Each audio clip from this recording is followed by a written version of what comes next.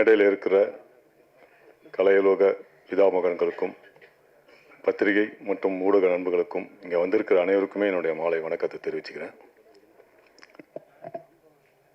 வசூல்ராஜ் MBBSல சரண் sir டைரக்ஷனில் நடித்தேன். Citizen திரைப்படத்தில் சரவண சுபாஷ் சாரோடைய டைரக்ஷனில் நடிச்சிருக்கேன். இப்படி பல படங்களில் நடிச்சிருக்கேன். இவங்களோட மத்தியில் இந்த மேடையில் இருக்கிறதுக்கு ஒரு வாய்ப்பு கொடுத்த கார்த்திக் குமார் அவர்களுக்கு என்னுடைய முதற்கண் நன்றியை தெரிவிச்சுக்கிறேன். நானும் அவரும் பல நாட்களாக வருஷங்களாக வாட்ஸ்அப்பில் தான் சேட் பண்ணிகிட்ருப்போம். எப்போ ஒரு சமயம் பேசியிருக்கோம். ஃபஸ்ட் டைம் இப்போ தான் மீட் பண்ணுறேன். அவருடைய பிதா அன்மாஸ்கிங் பார்த்த பிறகு இப்படி ஒரு நண்பர் கிடைச்சிருக்காக நானும் சந்தோஷப்படுறேன். உண்மையில் ரொம்ப அற்புதமாக இருந்தது. உலக நாயகன் நடித்த விக்ரம் படத்துடைய அன்மாஸ்கிங், அதாவது பேர் புதுசாக இருக்கலாம், பட் அதுக்கு பேர் அன்மாஸ்கிங் தான் நினைக்கிறேன். அதே போல் லியோ இளைய தளபதி நடித்த அன்மாஸ்கிங், இப்போது சூப்பர் ஸ்டார் நடிக்க போகிற கூலி படத்தோடைய அன்மாஸ்கிங், இந்த மாதிரி பிரம்மாண்ட மிகப்பெரிய நடிகர்கள் சூப்பர் ஸ்டார்கள் நடித்த படங்களுடைய அன்மாஸ்கிங்கை பார்த்த பிறகு அதுக்கு ஈக்குவலாக இந்த படத்தோட அன்மாஸ்கிங்கு இருந்ததுன்னு தான் சொல்லணும். ஏன்னா அந்த அளவுக்கு பார்க்கவே பயங்கரமாக இருந்தது. நிச்சயமாக இந்த பட தயாரிப்பாளர்களுக்கு மிகப்பெரிய ஒரு வெற்றி தரும் நான் நம்புகிறேன். ஏன்னா நல்லா சினிமா தெரிஞ்சு வச்சுருக்காங்க. அதனால தான் இதை முன்னாடியே நடத்தியிருக்காங்க. ஸோ மொதல் நாள்லேருந்தே இந்த படத்தோடைய எதிர்பார்ப்பு எகிரிக்குன்னு தான் சொல்லணும். இங்கே வந்திருக்கிற எல்லாருக்குமே தெரிஞ்சிருக்கோம். இதை ஊடகங்களில் பார்க்கும்போது மக்களுக்கும் அது தெரிய வரும். இந்த படக்குழுவினர் மொத்த பேருக்குமே என்னோட மனமார்ந்த வாழ்த்துக்களை தெரிவிச்சுக்கிறேன். திரைப்படம் மாபெரும் வெற்றி பெறும். வாழ்த்துக்கள். Thank you sir. முதல்ல இங்கே வந்திருக்க உங்கள் அனைவருக்கும் மிக்க நன்றி.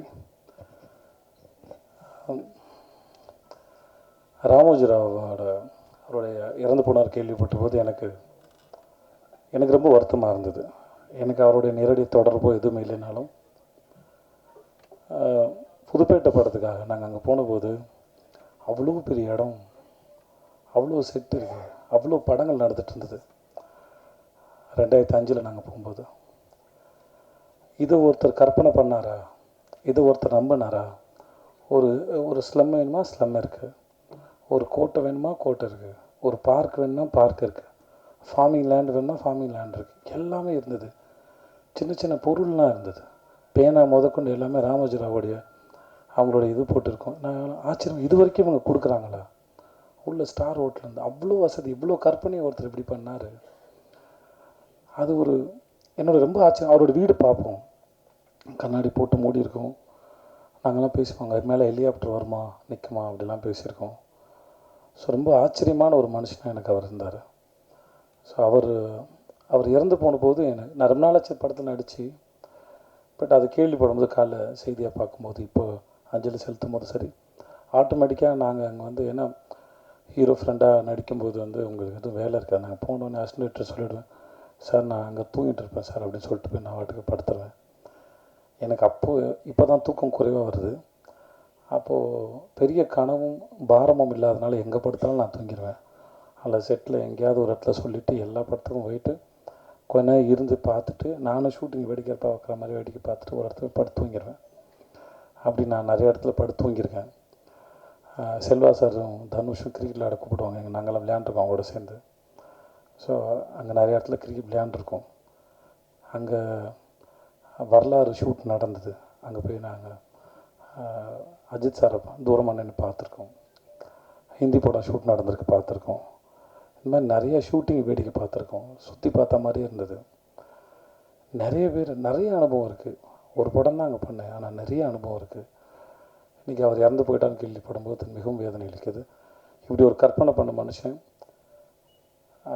நிறைய பேரோட கற்பனைக்கு உருவம் கொடுத்துருக்காரான்னு நம்புகிறேன். அதுக்காக மிகவும் மறந்துக்கிறேன். அவருடைய ஆன்மா சாந்தி அடையட்டும். அப்புறம் கம்மிங் டு மகாராஜா, இந்த நித்தில ட்ரெய்லர் வந்த உடனே ஒரு படப்படப்பான போது தெரிஞ்சிருக்கும். இந்த படத்தோடையும் இந்த கதையும் அதை யார் முறை பார்க்கும்போது சரி, அவங்களுக்கு இந்த படத்தோட எக்ஸ்பீரியன்ஸ் முழுசாக கிடைக்கணும் அப்படின்னா, படம் பார்த்துட்டு அதோடைய கருத்து என்னவா வேணா இருக்கலாம் அவங்களுடையது. ஆனால் அவன் உங்களுக்கு சொல்ல வருவதை தாண்டி அவன் உங்களுக்கு ஏற்படுத்த விரும்புகிற அனுபவம்னு ஒன்று இருக்குல்ல, அதுக்கு அவன் ரொம்ப மெனக்கெடுறான். அதை மட்டும்தான் அவன் பொத்தி பொத்தி பாதுகாக்கிறான். அது இவ்வளோ தெரிஞ்சிருமோ, அது தெரிஞ்சு இந்த ட்ரெய்லர் வர்றது கூட ப்ரொடியூசர் அவனுக்கு ரொம்ப நேரம் ஆர்கியூமெண்ட்டு, சண்டை, இது எதாவது ரிவீல் ஆகிடுமோ அப்படின்னு பயந்துகிட்டே இருந்தான். அதனால் நீங்கள் படம் பார்த்து விமர்சனம் சொல்கிற உங்கள் அனைவர்கிட்டையும் ஒரே ஒரு வேண்டுகோள், முடிஞ்ச அளவுக்கு கதையை ரிவீல் பண்ணாமல் நீங்கள் அது மேலே என்ன கருத்து வேணால் வைங்க, தயவு செஞ்சு கதையை மட்டும் ரிவீல் பண்ண வேணான்னு வேண்டி கேட்டுக்கிறேன். ஓகே தானே உனக்கு? ஸோ அது மட்டும் தான் அவனுக்கு இது. மற்றபடி அது படம் உங்களுக்கு பிடிச்சிருக்கு பிடிக்கல எதுவாக இருந்தாலும் அது உங்களுடைய விருப்பம் தான்.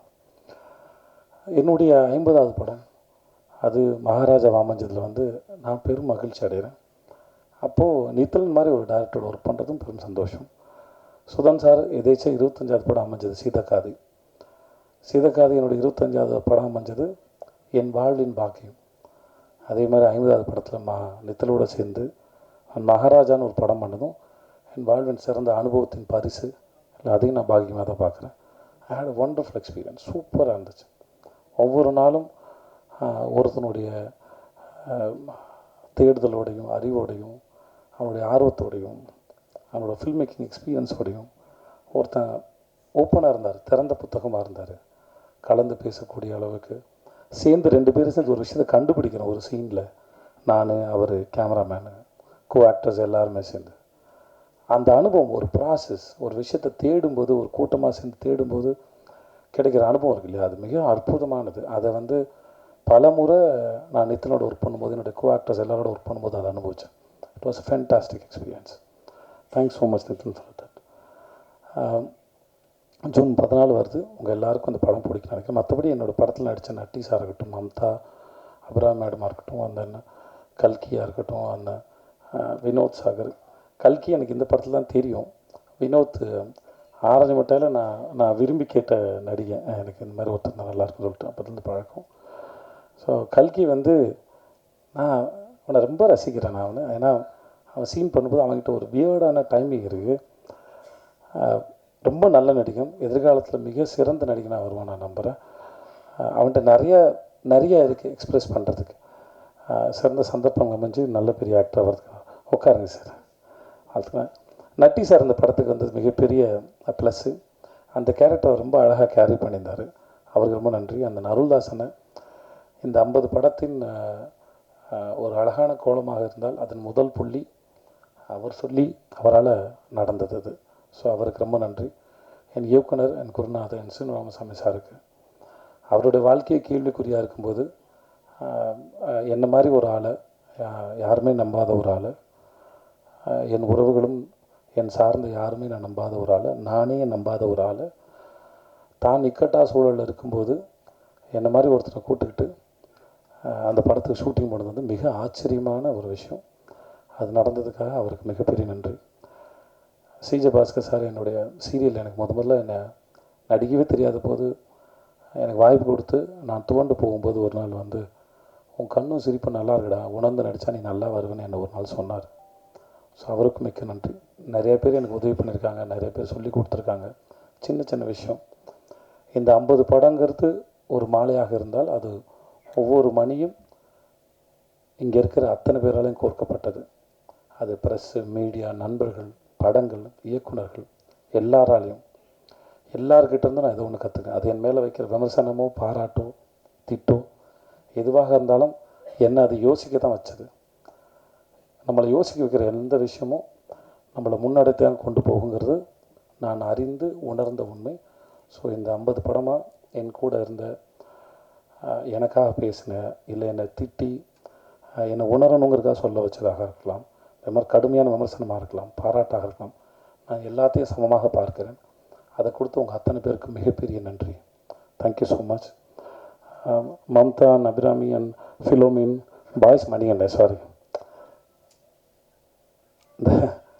நான் வந்து துபாயில் இருக்கும்போது 2 படத்துக்கு ஃபோட்டோ அனுப்பினேன். ஏதோ சும்மா கூட்டாம்போக்கில் சினிமாவில் ரொம்ப சுலபமாக தெரியுது நடிகர் ஆகிடலாம் அப்படிங்கிற ஒரு எண்ணம் அப்படின்னு நான் நினைக்கிறேன். அதனால் துபாய் வேலை தேடும்போது நான் ஒரு வருஷம் ஜிம்முக்கெலாம் போய் கொஞ்சம் ஒல்லியெலாம் நல்ல ஒல்லியாக இருப்பேன். ஆகி இப்போது 5 ஸ்டார் படத்துக்கும் பாய்ஸ் படத்துக்கும் ஆர்டிஸ்ட் தேடுறான்றப்போ 2 படத்துக்கு நான் ஃபோட்டோ அனுப்பியிருந்தேன். நான் அங்கேருந்து அனுப்பியிருந்தேன் ஒரு ஃபோட்டோ. நான் சித்தார்த் சார் சந்திக்கும் போது அதை சொல்லியிருக்கேன், மணிக்கிட்ட சொல்லியிருக்கேன்னு நினைக்கிறேன், தெரியல சொன்னான்னு தெரியல. அப்புறம் மணியை வந்து என் ஃப்ரெண்டு கடை, அங்கே மதுக்கடைன்னு ஒன்று இருக்குது, அந்த வாத்தியார் தோட்டம் கார்னர், அங்கே ரொம்ப நாள் காலேஜ் படிக்கும் பொழுது அவன் ஃப்ரெண்டு கடை ஸ்டேஷன் கடை, அங்கே போய் நாங்கள் நின்றுருக்கோம். பலமுறை மணியை பார்த்துருக்கேன், இந்த பையன் பாய்ஸ் நடிச்ச பையன் தானே அப்படின்னு பார்த்துருக்கேன். ஒரு நாள் எதேச்சியாக பார்த்த ஒரு இன்டர்வியூ, எனக்கு என்னமோ ஒருத்தன் வந்து இனிமேல் இந்த வாழ்க்கை எவ்வளோ பயமுறுத்தினாலும் நான் பயப்பட மாட்டேன்டா அப்படின்னு ஒருத்தன் ரியலைஸ் பண்ண மாதிரி இருந்தது அந்த இன்டர்வியூ. பெரிய பூதம் பேயினா அது வாழ்க்கை தான், இது என்ன பண்ணுன்னே தெரியாது, எப்படி நேற்று இருந்த நொடி இன்றைக்கி இல்லை, அடுத்த நொடியும் கேள்விக்குறியாக இருக்குது. ஸோ அதில் ஆச்சரியம் நடக்குமா இல்லை ஏதாவது நடக்குமா பயமுறுத்துமான்னு கூட தெரியாது. அப்படி இனிமேல் அந்த இன்டர்வியூ பார்க்கும்போது எனக்கு இருந்த ஃபீல் வந்து நான் ரொம்ப அட்ராக்டிவாக இருந்தது. ஒருத்தன் உட்காந்து கண்ணாடி போட்டுட்டு பேசினது, வீட்டில் அம்மாவுக்கு சமைச்சு வச்சு, இந்த வாழ்க்கை ரொம்ப அழகாக. இப்போ ஒரு தென்கட்சி கோ சுவாமிநாதன் அவருடைய கதை ஏதோ கேட்ட மாதிரி ஒரு ஞாபகம். நண்பர் ஒருத்தர், அது அரைகுறையாக தான் ஞாபகத்தில் இருக்குது, பட் மழை பெய்யும்போது உட்காந்து பக்கோடா சாப்பிட்றது பிடிக்கும். அப்புறம் வேலையெல்லாம் முடிஞ்சு ரிட்டையர் ஆனதுக்கப்புறம் இப்பயும் ஒரு மழை பெய்யும்போது உட்காந்து பக்கோடா சாப்பிடுவார்ன்றபோது அது இவ்வளோ அழகாக வாழ்க்கை எப்படி சாதாரணமாக எடுத்துக்கிறதுல அது வந்து இட் வாஸ் பியூட்டிஃபுல். நான் அந்த மாதிரி மழை பெய்யும்போது பக்கோடா சாப்பிட்ற ஒரு ஆளாக தான் அந்த இன்டர்வியூவில் மணிகண்டன் பார்த்தேன். எனக்கு அது ரொம்ப பிடிச்சிருந்தது. நான் உதவி பண்ணணும் இல்லை காப்பாற்றணுன்ற எந்த எண்ணமும் கிடையாது. அதனால் அந்த ஸ்டேட்மெண்ட்டில் ஒரு ரொம்ப இன்ட்ரெஸ்டிங்கான பர்சனாலிட்டியாக இருந்தாப்புல. அதனால் நான் நித்தில்டன் சொன்னேன் நான். ஏன்னா திறமை இல்லாத யாரும் வாய்ப்பு கொடுத்து வளர்க்கவே முடியாது, அதை நான் நம்புகிறேன். நான் அந்த மாதிரி ட்ரை பண்ணி தோற்றும் போயிருக்கேன் நிறைய பேருக்கு. ஸோ அதனால் என்னுடைய இத்தனை வருஷம் அனுபவத்துலேருந்து சொல்கிறேன், அந்த மாதிரி யாருக்கும் திறமை இல்லாத புரிதல் இல்லாத யாருக்கும் சந்தர்ப்பம் ஒன்று வாழ்க்கையில் மேலே கொண்டு வருது. அவர்களுக்குள்ள என்ன தேடல் இருக்குது, அவர்கள் என்னவா புரிஞ்சுக்கிறாங்க, அவர்கள் என்னவா பார்க்குறாங்க ஒரு விஷயத்தை, அதை வச்சு தான் ஒவ்வொருத்தருடைய வாழ்க்கையின் முன்னேற்றமும் இல்லை பின்னாடிதில் இதுவாக இருக்குது. நான் இன்றைக்கி மேலே கீழே என்னவாக இருந்தாலும் செய்த தவறுகளும் புரிதலோ ஏதோ ஒரு காரணத்தில் நான் ஒரு ஆளாக இருக்கிறேன். அது நான் கிரேட்டோ சாதாரணமாக எனக்கு தெரியாது, பட் அதுதான் நினைக்கிறேன். ஸோ மணிகண்டனை பொறுத்த வரைக்கும் அவரோட புரிதல் வந்து என்னை ரொம்ப அட்ராக்ட் பண்ணுச்சு வாழ்க்கையில். அதுவும் அப்புறம் நடிகராகவும் சரி, கூட சேர்ந்து நடிக்கும் போதும் சரி, எந்த தொந்தரவும் இல்லை, புரிஞ்சுக்கிறாரு, அதை பெர்ஃபார்ம் பண்ண ட்ரை பண்ணுறாரு. இந்த பயம் மரியாதை இல்லை கன்ஃபியூஷன்ஸ் நடுக்கும் இது எதுவுமே அவருக்கு நடிக்கும் போதெலாம் இல்லை. சூப்பராக ரொம்ப டேரிங்காக கேமராவையும் கூட அந்த நடிகரையும் கதாபாத்திரத்தையும் இயக்குனரையும் எதிர்கொண்டார். மிக பிரமாதமான நடிகை. இந்த படத்தில் அவரோட நடித்தது ரொம்ப பெரிய சந்தோஷப்படுறேன் காரணத்தில். ஸோ இந்த 50 படம் 50வது படம் மகாராஜா, நித்தில் மாதிரி ஒரு இயக்குனர். ஃபிலோமின் வந்து நான் மாஸ்டர் பண்ணி முடித்தோடனே அவன்கிட்ட சொன்னேன், எனக்கு சில சமயம் நான் ஒரு கணக்கு போட்டு நடிச்சிருப்பேன், சில இடத்துல எடிட்டிங்கில் வந்து ரிதம் மிஸ் ஆகிடும், அந்த சீனில் நான் சொல்ல வந்த மூடுக்கு இதுவாகிடும். அதனால் நான் முடிஞ்சால் எடிட்டர்டையும் டைரக்டர் மட்டும் சொல்லுவேன், என் சீனை கொஞ்சம் என் ரிதம் மட்டும் பார்த்து கட் பண்ணுங்கள், இல்லாட்டி ஜம்ப் அடிக்காமல், எனக்கு ஜம்ப் அடிக்காமல் இருந்தால் போதுமானதாக இருக்கும். ஸோ மாஸ்டர் பண்ணி முடிச்சோன்னே அவன் செட்டுக்கு ஒரு இடம் வந்தான். அப்போ அவன்கிட்ட சொன்னேன், என் சீனை மட்டும் பார்த்து கட் பண்ணுப்பா, எல்லாத்தையும் வைக்கணும்னு அவசியம் இல்லை, உங்களுக்கு எது வேணுமோ வெட்டுங்க, ஆனால் அந்த ரிதம் போக மட்டும் வெட்டுங்க அப்படின்னு சொல்லி கேட்டுக்கிட்டேன். அது முடிச்சுட்டு அப்போது என்கிட்ட வந்து கேட்டான், அவளுக்கு தெரிஞ்சுதான்னு. சத்தியமாக எனக்கு தெரியவே இல்லை, எங்கே கை வச்சான்னு கூட தெரியல என் சீனில்.